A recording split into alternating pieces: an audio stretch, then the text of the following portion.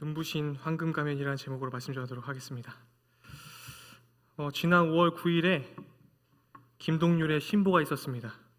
매우 관심이 있어서 유튜브에서 음악을 들었는데 4분짜리 제대로 된 뮤지컬을 한 편 보는 듯하여서 이 실망시키지 않는 결과물로 들고 나온 이 아티스트를 에게 참 감사했습니다.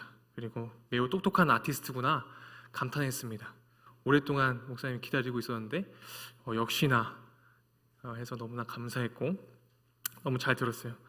이 황금 가면이라는 노래 여러분 들어보셨는지 모르겠는데 예배 전에 제가 좀 틀어달라고 해서 방송실에서 틀어주고 했는데 그 가사가 또 참 매력적이에요. 제가 좀 읽어드릴게요. 숨막히는 퇴근길 거꾸로 탄 전철에 아무데나 내려서 길을 걷다 올려본 서쪽 하늘 끝에서 희미하게 빛나는 별도 아닌 무엇이 찌를 듯 날 관통할 때 뭔가 울컥. 일렁이는 소용돌이 휘젓고 붉은 양주먹을 쥐고 달려간다. 세상이 정해준 내 역할이 마음에 안 들어. 이렇게 맥없이 쓰러져갈 하찮은 내가 아니지. 가슴을 힘껏 젖힌다. 빛바랜 낡은 가면이 잠자던 나를 깨운다. 난 황금 가면이다. 깨어난 황금 가면, 달리는 황금 가면, 빛나는 황금 가면 다 비켜라. 네, 한번 자켓 사진 한번 띄워주시겠어요? 예. 저는 단순한데 이 시대에 굉장한 위로의 메시지로 저는 들었고 꽤 공감했어요. 이 싱글 앨범의 자켓 사진을 보면 일상 속의 한 남자가 얼굴이 있는데 그 형태가 어떻습니까? 빛이 나고 있습니다. 그리고 그것이 뭐예요? 황금 가면이에요. 네, 됐습니다. 얼마 전에 가오갤 3가 개봉했어요. 우리는 히어로물에 환장하죠. 굉장히 열광하고 그들을 기다리고 있는지도 모릅니다. 마치 이스라엘 백성들이 슈퍼히어로 지저스를 기다리는 것처럼 우리는 이 시대에 히어로를 굉장히 열광해요. 저는 황금 가면이라는 곡과 자켓 사진을 보면서 현재 살아가는 그리스도인들이 얼굴에 광채가 빛나는 황금 가면을 썼으면 좋겠다라는 생각을 굉장히 많이 했습니다. 어렸을 때 남자들은 뭐 이런 거 있잖아요. 왜 비디오방에 가가지고 목사님도 봤는데 막 우레메 이런 거 미안합니다. 우레메 몰라? 아이씨 저런 거 몰라? 프레시맨 이런 거 모르나? 예, 공감을 안 해서 미안해요. 나 그래도 MZ라고 안 하고 MG라고 해요. 저도 MZ세대인데 아무도 공감을 안 하겠지만 나도 MZ세대야. 가사 가운데에 이런 게 있어요. 세상이 원하는 가면이 아닌 것들을 쓰겠다는 고백과 결단이 있어요. 더 이상 이 세상이 원하는 가면 무도회에 참여하기 위해서 자기를 포장하는 가면을 벗고 얼굴에 광채가 나는 황금 가면을 쓰겠다라는 거예요. 예수님의 성품을 닮은 가면을 좀 썼으면 좋겠다라는 생각을 했습니다. 그리고 한 성경 인물이 떠올랐어요. 그게 누구냐면 모세였어요. 출애굽기 34장 29절에서 35절 말씀 우리가 함께 읽었으면 좋겠는데요. 좀 길지만 함께 읽겠습니다. 오늘 본문 말씀과 같이 봐야 하는 말씀이기 때문에 함께 보겠습니다. 모세가 그 증거의 두 판을 모세의 손에 들고 시내산에서 내려오니 그 산에서 내려올 때에 모세는 자기가 여호와와 말하였음으로 말미암아 얼굴 피부에 광채가 나나 깨닫지 못하였더라. 아론과 온 이스라엘 자손이 모세를 볼 때에 모세의 얼굴 피부에 광채가 남을 보고 그에게 가까이 하기를 두려워하더니 그들을 부르며 회정의 모든 어른이 모세에게로 오고 모세가 그들과 말하니 그 후에야 온 이스라엘 자손이 가까이 오는지라. 모세가 여호와께서 시내산에서 자기에게 이르신 말씀을 다 그들에게 명령하고 모세가 그들에게 말하기를 마치고 수건으로 자기 얼굴을 가렸더라. 그러나 모세가 여호와 앞에 들어가서 함께 말을 할 때에는 나오기까지 수건을 벗고 있다가 나와서는 그 명령하신 일을 이스라엘 자손에게 전하며 이스라엘 자손이 모세의 얼굴에 광채를 보므로 모세가 여호와께 말하러 들어가기까지 다시 수건으로 자기 얼굴을 가렸더라. 여러분 지금 모세가요 어떤 상황이에요? 시내산에서 내려왔습니다. 시내산에서 뭐 했습니까? 시내산 언약이라고 부르는 하나님과 만나서 교제하는 시간을 보냈어요. 하나님과의 언약을 세우고 내려오는 길이었다라는 거예요. 언약을 세운다는 것은 어떤 거예요? 그냥 형식적으로 사인을 주고받는 그런 조약을 맺는 정도가 아니라 하나님과의 언약은 뭡니까? 관계가 형성됨을 뜻해요. 하나님과의 나와의 언약은 하나님과 나와의 관계에 있어요. 여러분, 하나님의 언약 백성들 맞아요? 그럼 여러분들은 하나님과의 관계에 있는 겁니다. 그것이 하나님의 언약 안에 들어와 있다는 거거든요. 그런데 이 관계가 형성된다는 것은 뭐가 있어요? 내가 이 사람과 혹은 저 사람과 관계가 있다라고 했을 때 어떤 게 있습니까? 코이노니아, 교제가 빠질 수 없습니다. 교제가 있어야 관계가 형성이 돼요. 근데 영적 교제가 이루어졌어요. 하나님과 모세가 시내산에 올라와서 하나님과 여러 가지 교제를 하고 왔어요. 야, 이렇게 우리 교제하고 언약을 맺자. 너와 나의 관계는 언약 백성이라. 언약 백성이라 하면요, 여러분, 단순히 언약적 형식을 따르고 지키는 사람이 아니라 언약의 당사자와 교제하고 관계를 맺어가는 사람입니다. 주님은 우리와 관계를 맺고 싶어 하세요. 그리고 그 관계의 형성에서의 증거물은 무엇입니까? 모세가 얼굴에 뭐가 났어요? 빛이 났어요. 네, 얼굴에 다 빛이 나는 사람들이 많이 있네요, 여기. 그죠? 얼굴에 빛이 났어요. 그 안에서 언약의 내용들을 지켜가는 자들입니다. 그런 자들에게 나타나는 결과 얼굴에 광채가 나요. 하나님의 영광입니다. 빛 가운데로 걸어가는 거예요. 주님, 제가 더 이상의 이 세상이 전해주는 그 길로 맞춰주면서 그 가면을 쓰고 그 어둠의 길을 걸어가는 게 아니라 제가 주님께서 원하시고 바라시는 그 길을 제가 걸어가겠습니다. 그때에 그것이 어둠의 길이더라도 내 얼굴에 광채를 비춰주셔서 내가 빛의 자녀임을 주님께서 알게 하세요.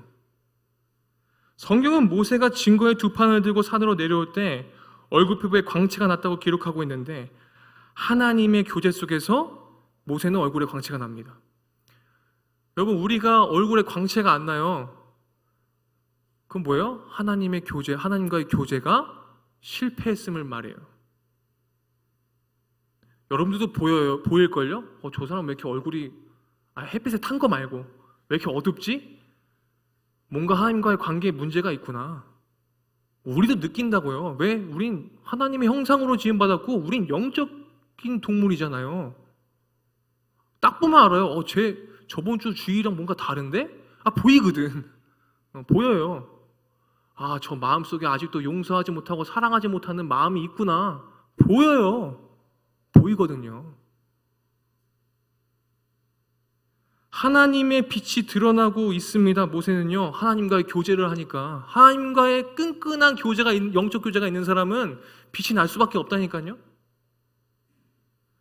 많은 사람들이 교회가 세상의 빛이 되어야 한다고 말하지만, 그러면서 저마다 방법들을 제시하지만 성경에서 보여주고 있는 방법에 대해서는 눈을 감고 있습니다.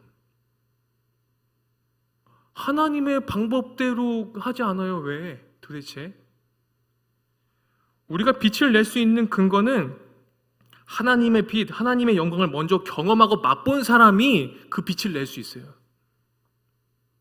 여러분, 별이 빛나는 이유가 뭐예요? 그 태양이 비치기 때문에. 하나님이 우리를 비춰야 돼요. 근데 하나님의 빛이 우린 피해요. 왜요? 왜 피합니까? 죄를 지으면 피해요. 아담과 하와가 어떻게 했습니까? 죄진 다음에 피했어요. 하나님의 빛 가운데로 나오지 않아요. 근데 더 뻔뻔한 애들이 있어. 지가 죄진 것도 몰라. 저 사람 미워하고 저 사람을 사랑하지 않는 게 당연하다는 듯이 떳떳한 애들이 있어. 그게 더 문제지. 어떤 선교사님이요, 제가 책을 읽다가 어떤 선교사님의 고백을 듣게 됐어요. 이 선교사님이 주님의 음성을 들었대요. 야, 너는 여기 왜 와 있냐? 너 여기 왜 와 있어? 선교사님이 이런 무슨 뚱딴지 같은 소리예요, 주님. 주님이 여기로 보내셔가지고 제가 여기에 와 있는데, 뭔 소리예요? 그 음성이 정말 주님의 음성인지 의구심이 들었대요, 이 선교사님이. 근데 하나님이 또렷이 얘기했대요. 야, 너 여기 왜 와 있어 도대체? 내가 이곳에 왜 왔는지 가장 잘 아시는 분이신데 하나님이 너무 당황스럽게 느껴지더래요. 그래서 이 선교사님이 되물었대요. 아니 하나님, 내가 여기 왜 왔는지 진짜 모르세요? 몰라서 물으시는 거예요? 그래서 하나님이 다시 되물으셨대요. 내가 너 이곳 이스라엘에 널 왜 불렀는지 너 아냐? 선교사님이 구구절절 본인이 아는 범위 안에서 주님께 말을 했다고 합니다. 하나님, 저는요 유대인 선교사입니다. 저는 이스라엘의 진정한 부흥과 회개, 유대인의 변화를 위해서 온 선교사입니다. 제가 주님을 위해서 헌신한 그 많은 시간을 알고 계시면서 왜 이런 질문을 하시는 거예요 도대체? 따져 물었대요. 그 말을 마치자 주님께서 상상하지도 못할 말씀으로 선교에 대한 패러다임을 바꾸셨답니다. 아까 말씀 전에 야 너도 선교할 수 있어, 제가 그거 괜히 틀어드린 거 아닙니다. 여러분, 우리가 무슨 비전 트립 가고 단기 선교 가고 뭐 이런 것만 선교입니까? 뭐 선교사님 후원하고?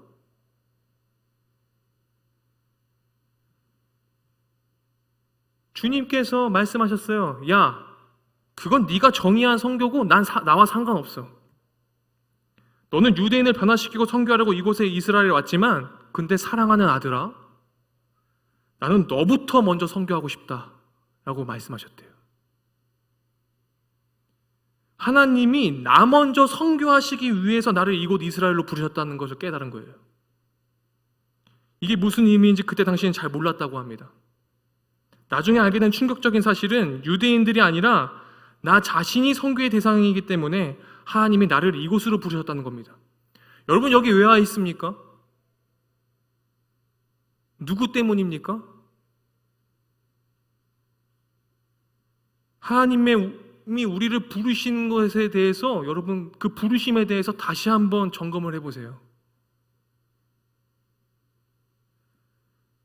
왜 목사님이 야 이번 일본 같이 가자, 태국 같이 가자, 이스라엘 같이 가자, 무슨 나 위해서 같이 가지? 내가? 너 위해서 같이 가자는 거야. 내가 너 위해서. 하나님이 두 번째 질문이 이어졌습니다. 전 세계에 복음이 전해지기 가장 어려운 민족이 어딘 줄 아냐? 타민족이 아니라 저기 14시창 중동 아시아가 아니라 제일 어려운 민족이 어느 민족이냐면 남인족이야. 남인족. 따라하겠습니다. 이 세상에서 졸고 있는 거 아니지? 이 세상에서 가장 어려운 민족은 남인족이다. 남인족이 선교하기 제일 힘들어요. 지가 너무 잘났어, 너무 똑똑해, 너무 옳아.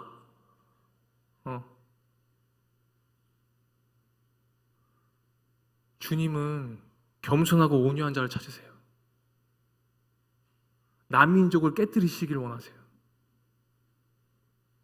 내가 깨어지지 않으면서 무슨 선교를 합니까? 남인족, 이건 또 무슨 말씀인가? 수많은 타민족, 미전도 종족이 있는데 남인족은 처음 들어본 말이었대요, 선교사님이. 지역적으로 가장 가깝고 익숙하지만 복음을 거부하고 적대적이고 하나님을 주로 인정하지 않는 그곳이야말로 가장 복음이 전해지기 어려운 곳, 그곳이 어디입니까? 바로 남인족이에요. 나는 복음을 필요로 하지 않아. 변화받기 싫어하고 배우기도 싫어하고 복음에 대해 불순종이고 홀로 신앙생활을 하고 있어도 상관없다는 듯이 내 마음대로 살아가고픈 남인족. 남인족의 선교를 실패하면요, 여러분, 주님은 가장 슬퍼하고 계세요. 주님은 남인족 먼저 선교하길 바라세요. 남인족이야말로 가장 복음이 필요한 미전도 지역이라고 주님 말씀하고 계세요. 우리는 우리 자신을 결코 선교 대상지로 생각하지 않습니다. 나는 예수님을 만났고 변화되었고 주님의 나라를 위해서 일하는 사람이라고 생각하기 때문에 자신에 대한 엄격한 기준과 자기 성찰이 부족할 때가 너무나 많아요. 선교를 함에 있어서 가장 큰 장애물이 무엇인 줄 아십니까? 먼저 남인족을 선교하지 않는 것이 제일 큰 장애물이에요. 주님을 위해서 모든 것을 내려놓고 모든 대가를 지불하고 간 선교지에서 정작 십자가의 원수로 살아가고 있는 사람들이 바로 나 자신 남인족이라고 주님 말씀하세요. 야, 너도 선교할 수 있어. 우리 영찬 집사님이 이렇게 하면서 영상 제가 편집하면서 엄청 은혜가 됐어요, 사실. 나 영상 편집하기 되게 싫었거든, 사실. 근데 너무 감사한 거야. 대체 불가 주연이 연기를 해주니까 한번 생각해보니까 우리 교회 안에 이 역할을 할 사람이 없더라고요, 영찬 집사님 외에는. 여러분, 왜 교회에서 단기 선교팀을 가고 비저트리 팀을 가고 왜 그렇습니까? 남인족을 먼저 선교하기 위해서예요. 남인족을.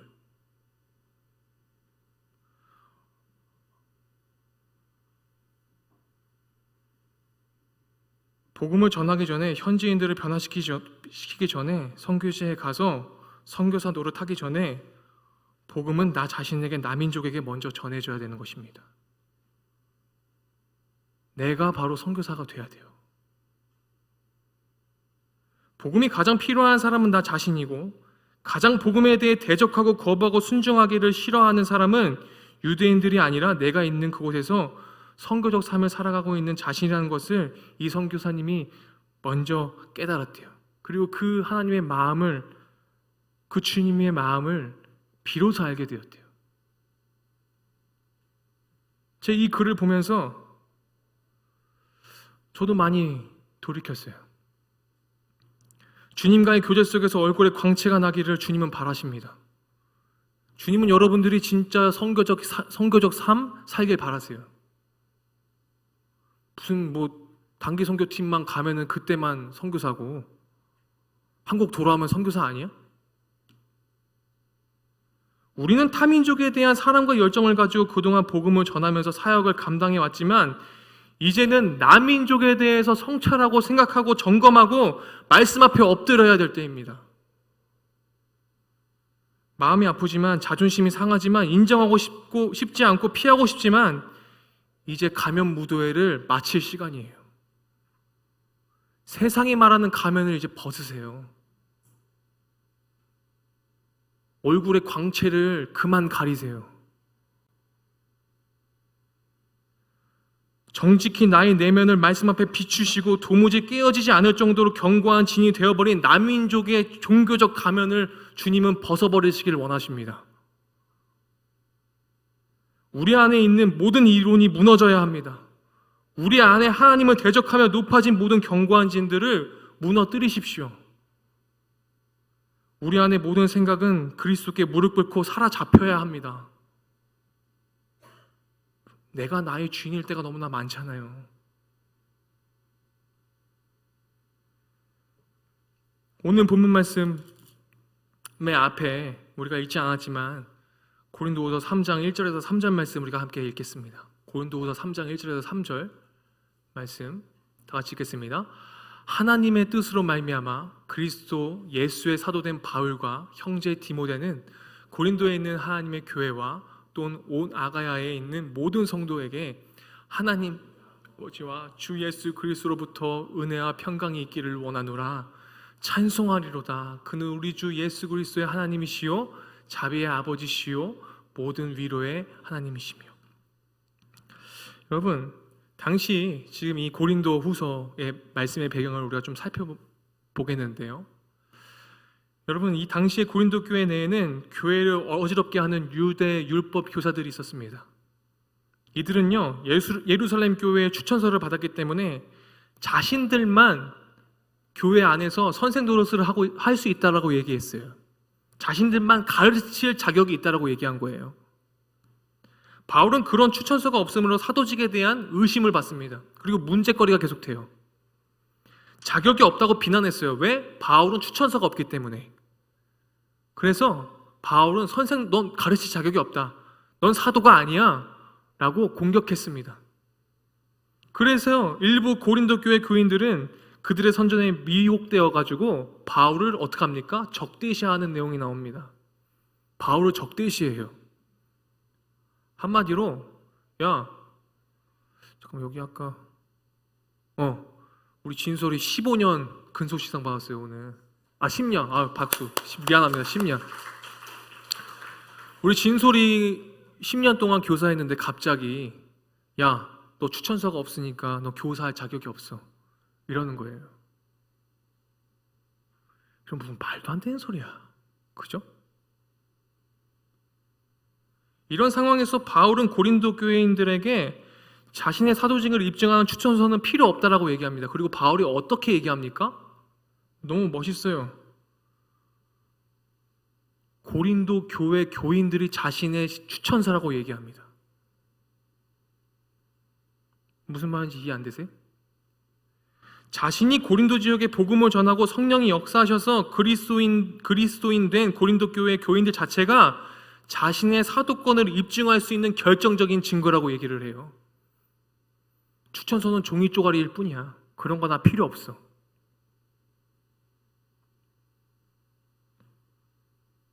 그래서 3절에 바울은 자신의 추천서는 일반 추천서와 본질적으로 다르다고 얘기합니다. 일반 추천서는 먹으로 종이에 쓴 것이지만 바울의 추천서는 하나님의 영으로 마음판에 쓴 것이고, 일반 추천서는 몇몇 사람들에게만 보여줄 수 있지만 바울의 추천서는 어떻습니까? 모든 사람들에게 볼 수 있는 살아있는 편지라고 얘기하고 있는 것입니다. 여러분, 우리가 이런 그리스도의 편지가 되기 위해서는 뭐가 필요합니까? 내가 선교사가 돼야 돼요. 내가 선교적인 삶을 살아내야 돼요. 이와 같이 우리도 삶에서 일궈낸 영적 열매가 있는지 살펴봐야 돼요. 만일 누가 우리에게 당신 기독교인이라는 걸 증명해 보세요 한다면 어떻게 증명할 수 있어요? 뭐 이렇게 주일 주보 챙겨가가지고 주보 줄 거예요?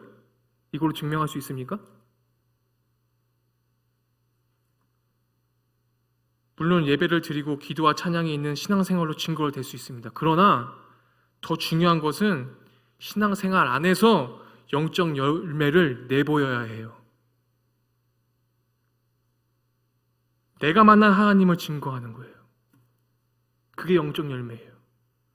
하나님 안에서 살아가는 기쁨과 은혜가 무엇인지를 삶에서 내보이는 것이 영적 열매입니다.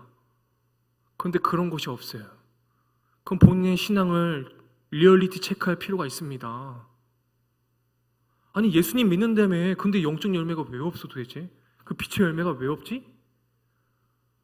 아니, 하나님과의 교제가 이렇게 날마다 일어나는데 내 얼굴에 모세는 우리랑 다른 사람이야? 모세의 얼굴에는 광채가 나는데 내 얼굴엔 광채가 안 나. 아니, 광채가 안 나는 게 아니라 하나님과 교제를 안 한 거지. 쉽게 말해 언행과 성품으로 하나님 나라에 속한 사람이 누구인지를 알려주는 것입니다. 나의 얼굴에 내가 모르는 하나님의 광채가 빛나야 해요. 하나님 나라에 속한 사람은 이렇구나. 말로만 신앙인이 아니라, 말로만 그리스도인이 아니라 행실이 성숙하고 무엇인가 다르구나. 하나님을 모르는 이들에게도 하나님 나라를 간접적으로 경험하게 만드는 것이 영적 열매예요. 내 주위의 사람이, 내가 사는 곳이 하나님 나라가 펼쳐져야 되는데 내 주위의 사람이 하나님 나라를 간접적으로 경험하지 못해? 그럼 이상한 거지 이게. 만약 내가 신앙생활을 하면서 삶에서 하나님 나라를 증거하지 않거나 보이지 않는 삶을 살아간다면, 그와 관련된 열매들이 없다면 우리는 스스로 되돌아보길 바라세요. 주님은 지금 내가 하나님과의 교제를 통한 얼굴에 광채가 빛나는 눈부신 황금 가면의 삶인지, 아니면 다른 사람들이 원하는 가면 무도회에 참여하고 있는지 생각해 보셔야 됩니다. 바울은 12절에 우리가 이 같은 소망이 있으므로 담대히 말하노니라고 말합니다. 얼마나 멋있는 고백인지 몰라요. 그가 가지고 있는 소망이 무엇입니까? 하나님이 허락하신 영원한 영광에 우리가 참여할 수 있게 되었다는 확신이에요. 내가 주님께 영원히 주님 안에서 속하여서 살아갈 수 있구나. 내가 주님의 영광 안에서 살아갈 수 있구나. 그래서 내 얼굴에 광채가 빛나면서 황금 가면을 쓰고 살아갈 수 있구나. 여기에 소망을 뒀어요, 바울은. 이게 진짜죠. 그래서 그는 복음 전할 때 힘든 상황과 여러 비난에도 흔들리거나 낙심하지 않았습니다. 담대하게 복음을 전할 수 있었던 것입니다. 예전에 목사님이 선교사라고 놀리는 게 아니고 진심 반 장난 반으로 선교사라고 놀리는 친구가 우리 있어요. 근데 목사님이 그 친구를 귀하게 여기는 것 중에 하나가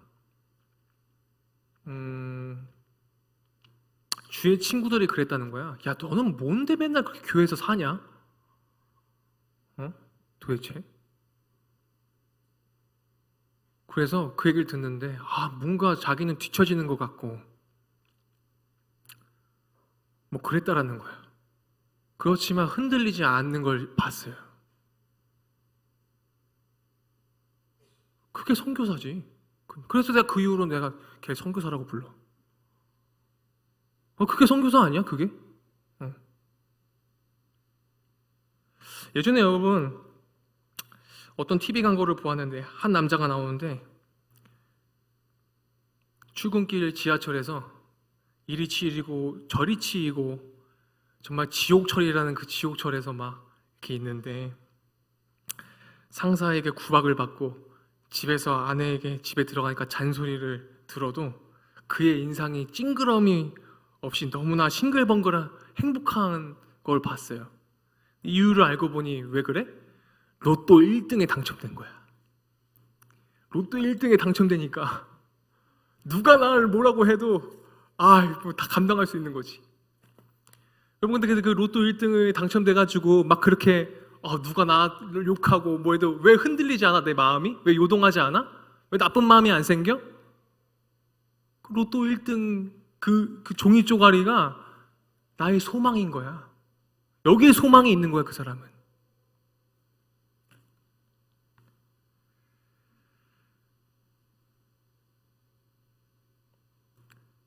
여러분, 우리도 삶에서 예상치 못한 기쁜 일이 생길 때 그날 하루 기분이 좋고 행복해요. 그죠? 세상이 달라 보이고 힘들게 하는 상황들도 그 순간만큼은 무기력해지게 됩니다. 마찬가지로 우리에게 주님이 주신 소망이 있어요. 바울은 그걸 봤어요. 그러니까 그가 선교하는 그 선교 여행 가운데에 어떤 일이 있어도 흔들리지 않는 거예요. 왜? 주님께만 나의 소망이 있으니까. 이 소망은 세상에서 절대 줄 수 없는 더 큰 영광입니다. 로또 1등 당첨권 그거랑은 비교할 수 없는 거예요. 여러분, 절망적인 하나 얘기해 줄까? 로또 1등 당첨된 사람들 그 후에 잘 사는 사람 있어 없어? 진짜 기가 막히게 신기하게도 단 한 사람도 없더라. 다 망했어. 그리고 그 가정까지 다 풍비박산 났어. 기사 좀만 쳐보면 나와. 로또 1등 당첨된 사람들 후기 막 이런 거. 집이 풍비박산이 났어요, 다. 거기에 소망이 있습니까? 그 종이 쪼가리 뭐 잠깐 은행 가서 돈 타기 전까지는 소망이 있지. 이거 잊어버릴까 봐 이거 정정긍긍하고. 근데 그게 영원해요, 그게? 그 영원하지 않다고. 그런데 우리가 주님께 속해 있고 주님의 영광을 바라면서 사는 삶은 그거는 그 소망은 거기에 소망을 둔 사람은 영원해요. 그건 영원한 거예요.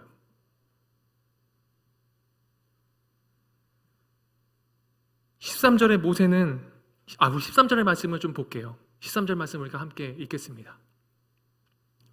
네, 방송실 집중하고 있죠? 13절 같이 볼게요. 우리는 모세가 이스라엘 자손들에게 장차 없어질 것에 결국을 주목하지 못하게 하려고 그것을 그 얼굴에 쓴 것 같이 아니하노라. 무슨 말이에요?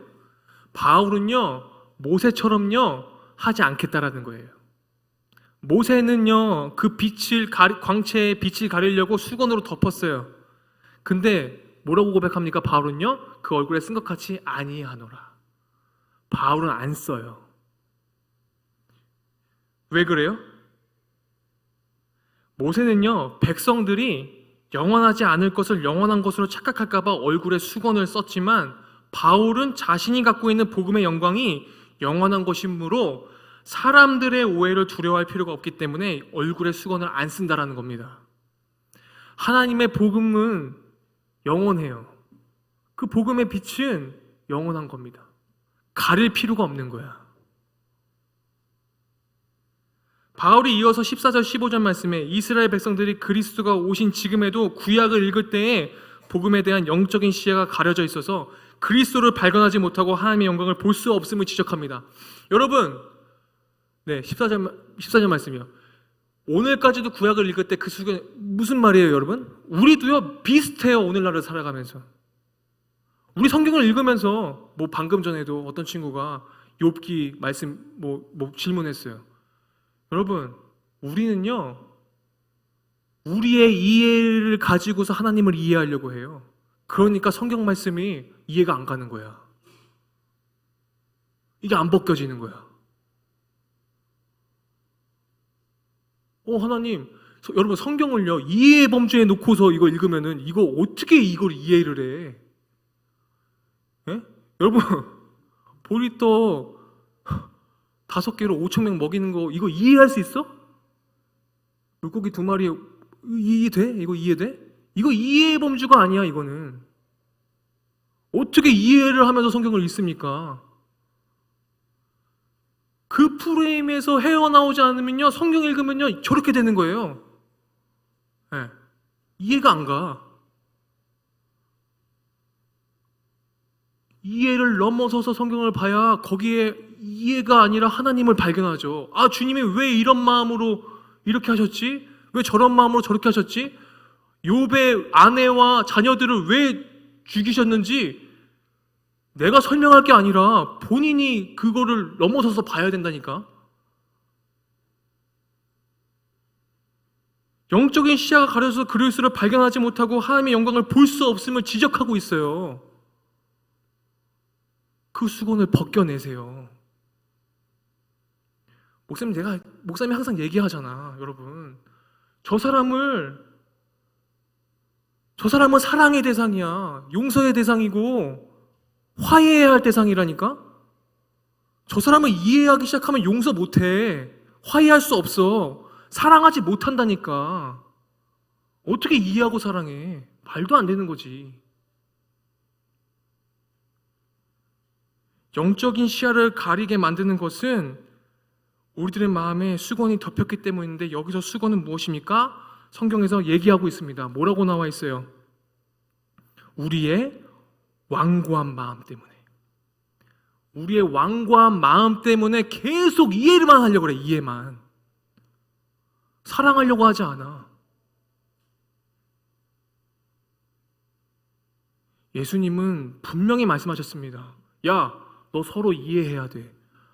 언제 예수님이 그렇게 말씀하셨어? 서로 사랑해야 돼 라고 말씀하셨지. 우린 내 마음을 덮고 있는 완고한 마음의 수건이 있는지 살펴봐야 돼요. 주님을 바라보지 않고 엉뚱하게 세상만 바라보고 있지는 않는지, 나의 이해의 범주의 프레임에 갇혀서 주님을 바라보고 있지는 않는지 점검하셔야 돼요. 주님을 바라볼 때 주님의 마음과 시선이 어디에 있는지 바라볼 수 있는 사람이 되길 바라요. 그게 선교적인 삶이잖아요. 그게. 그런데 이 수건이 그러면 목사님, 이 수건이 어떻게 해야지 벗겨져요? 그 비결이 뭐예요? 16절 말씀 다 같이 보겠습니다. 정답은 여기 있죠. 16절입니다. 다 같이 읽겠습니다. 힘찬 목소리로 잠도 깰 겸 눈 크게 뜨고 보겠습니다. 시작! 그러나 언제든지 주께로 돌아가면 그 수건이 벗겨지리라. 언제 벗겨져요? 주께 돌아가면. 주께 돌아가야 벗겨져. 자꾸 나 주님 돌아가기 싫어요. 난 내 고집대로, 내 생각대로 내가 가지고 있는 그 이해의 프레임에 머물러서 그냥 갈래요. 그럼 그 수건 안 벗겨지는 거야. 주께로 돌아갈 때 내 안에 수건, 즉 하나님의 은혜를 바라보지 못한 채 오해와 편견, 주님께 대한 그 오해와 편견이 절대 사라지지 않습니다. 계속 주님께 실망만 하게 돼요. 그런 사람들은. 그리고 세상의 부정적인 생각들이 안 벗겨져요. 주님께 안 돌아가면.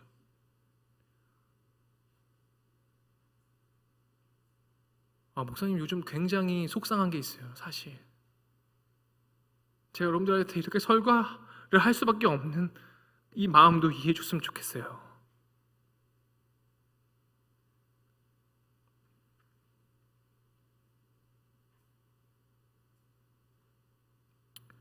그렇다면 여러분, 주님께로 어떻게 돌아갈 수 있습니까? 주님께 돌아가야지만 나의 수건이 벗겨지는데 어떻게 하면 돌아갈 수 있어요?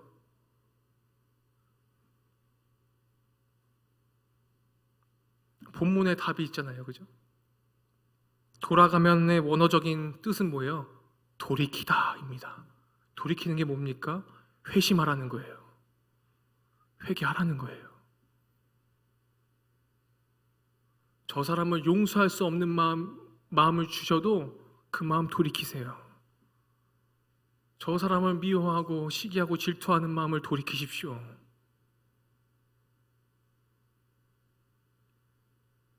말의 습관이 잘못되었다면, 행동의 습관이 잘못되었다면, 주님으로부터 온 것이 아니라면 그걸 돌이키세요. 나로부터 시작된 마음들을 접으세요. 고집을 그만 부리세요.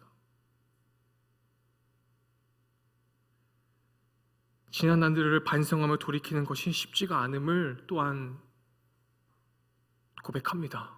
우리는 수많은 실수를 하고 연약하고 부족한 존재들이기 때문에.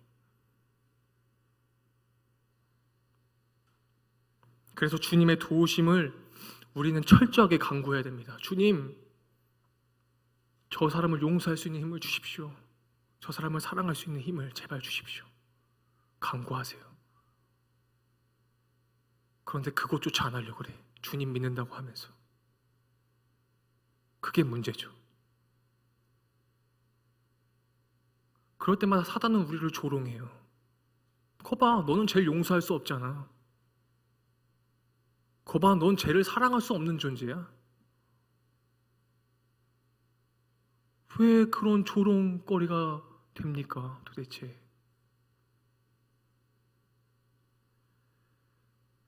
그래서 주님의 도우심을 간절히 간구하고 구하고 주님께 돌아갈 때 17절, 18절의 은혜가 있는 겁니다. 다 같이 함께 읽겠습니다. 주는 영이시니 주의 영이 계신 곳에는 자유가 있느니라. 우리가 다 수건을 벗은 얼굴로 거울을 보는 것 같이 주의 영광을 보매 그와 같은 형상으로 변화하여 영광에서 영광에 이르니 곧 주의 영으로 말미암음이니라. 여러분, 나의 영으로 하는 게 아니라 주의 영으로 하는 거예요. 주님의 영이 도우시면 모든 것들이 가능해집니다. 자유가 무엇입니까? 예수님의 십자가가 우리를 율법 아래에서 자유롭게 하셨습니다. 사망으로부터 자유롭게 하셨습니다. 이것이 우리의 소망이죠. 그때 우리는 하나님의 통치를 경험합니다. 전 여러분들이 하나님의 통치를 경험하며 살아가는 빛의 자녀들 되길 바라요. 하나님의 통치를 받을 때 우리는 힘이 생겨나요. 하나님의 통치를 받을 때 우리는 세상이 줄 수 없는 평안을 경험할 수 있습니다. 오늘 이 시간, 지금부터 세상을 향해 걸어갔던 발걸음을 주님께로 향하길 바라요. 그러면 18절의 내용처럼 우리가 다 수건을 벗고 허상이 아닌 실상인 주님의 영광을 보고 주님을 목적 삼는 그런 인생으로 변화될 것을 저는 믿음으로 선포합니다. 더불어 힘겨운 저희들의 삶에 있는 어둠의 주님의 영광의 빛으로 물러가게 될 거예요. 우리의 모든 어두운 면이 다 빛으로 덮어질 것을 믿습니다. 그때 나를 감싸고 있는 나 민족의 가면 무도회에 참여하는 것을 멈추고 비로소 얼굴에 광채가 빛나는 눈부신 황금 가면의 삶을 여러분들이 살아내시기를 간절히 소망합니다. 기도하겠습니다. 하나님, 제가 나민족 가장 복음이 필요한 미전도 종족이었음을 고백합니다. 복음에 대해 불순종하며 내 마음대로 살아가고픈 자였습니다. 나는 예수님을 만났고 변화되었다고 생각하지만 전혀 그렇지 않았음을 고백합니다. 깨어지지 않는 견고한 진이 되어버린 나민족의 종교적 가면을 주님 앞에서 벗어버리게 하여 주시고, 저희 모든 생각이 주님 앞에 사로잡혀서 온전한 주님의 자녀, 빛의 자녀 되게 하여 주시옵소서. 그리하여서 주님의 능력이 온전히 나를 통해 흘러넘칠 수 있도록 인도하여 주시옵소서. 예수님의 이름으로 기도했습니다. 아멘.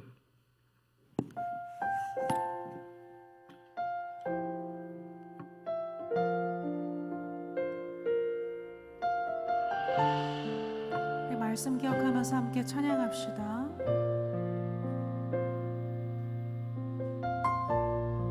내 눈 주의 영광을 보네.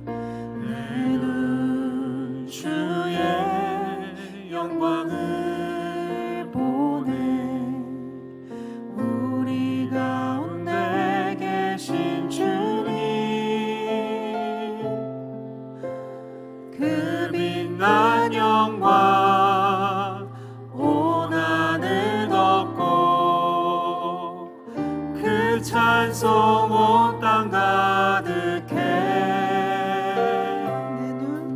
내 눈 주의 영광을 보네.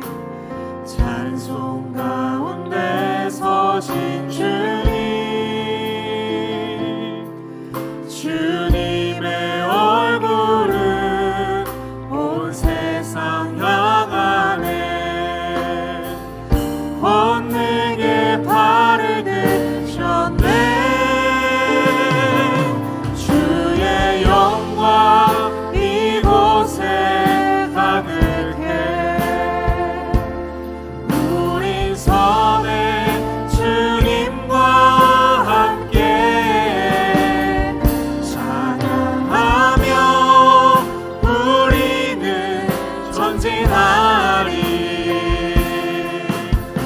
모든 열방 주 볼 때까지. 함께 그 자리에서 일어나서 함께 찬양합시다. 내 눈 주의 영광을, 내 눈 주의 영광을 보네. 찬송 가운데 찬송 가운데 서신 주님, 그 빛난 영광 온 하늘 덮고,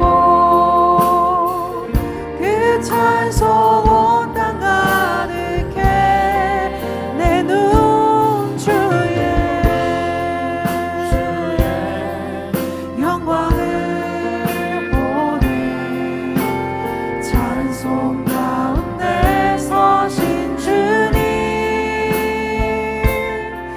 주님의 얼굴은 온 세상 향하네.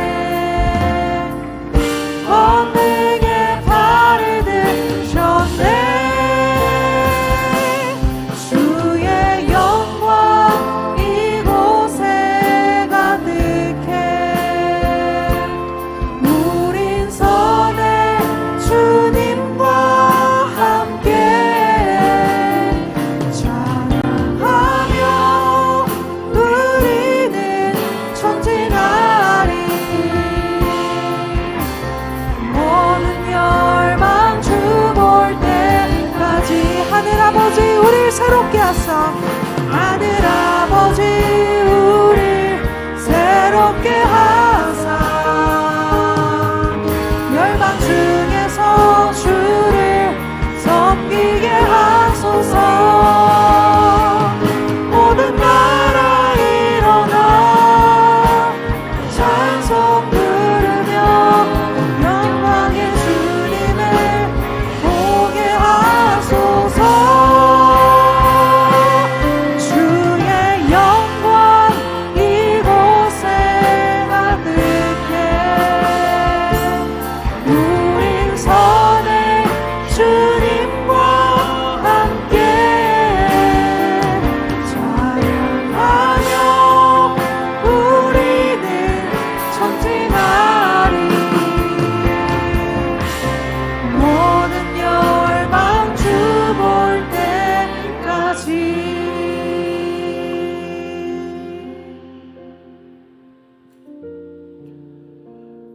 우리가 다 수건을 벗은 거울로 거울을 보는 것 같이 주의 영광을 보매 그와 같은 형상으로 변화하여 영광에서 영광에 이르니 곧 주의 영으로 말미암음이라. 지금은 우리를 죄에서 구하신 예수 그리스도의 은혜와 우리를 너무나 사랑하셔서 우리의 얼굴에 광채로 임하여 주시는 하나님의 사랑과 성령 하나님의 교통하심이 가장 복음이 필요한 나 민족에게 복음을 전하고자 하는 믿음의 세대들 머리 위에 지금도 온 열방에 예수님의 복음을 들고 나아가는 모든 선교사들의 머리 위에 영원토록 함께 하시기를 간절히 축원하옵나이다. 아멘.